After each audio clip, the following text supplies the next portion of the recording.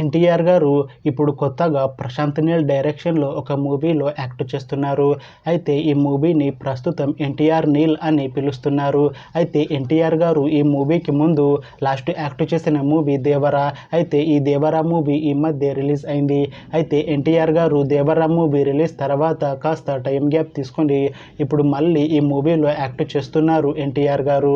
చూడాలి ఎన్టీఆర్ గారికి ఈ మూవీతో కూడా ఇంకొక మంచి హిట్ తనకి వస్తుందా లేదా అనేది మనం ఈ మూవీ రిలీజ్ అయ్యాక చూడాలి.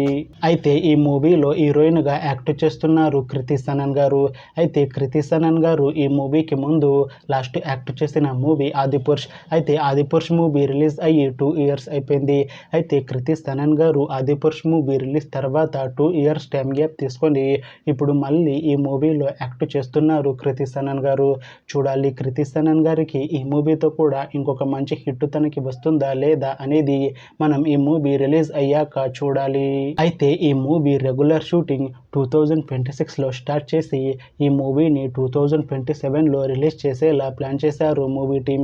చూడాలి ఈ మూవీ రిలీజ్ అయ్యాక మంచి హిట్ అవుతుందా లేదా అనేది మనం ఈ మూవీ రిలీజ్ అయ్యాక చూడాలి. Thanks for watching this video friends. మీకు ఈ వీడియో నచ్చితే ఈ వీడియోని లైక్ చేయండి. ఇంకా ఇలాంటి మూవీ అప్డేట్స్ కోసం ఈ ఛానల్ని సబ్స్క్రైబ్ చేసుకోండి.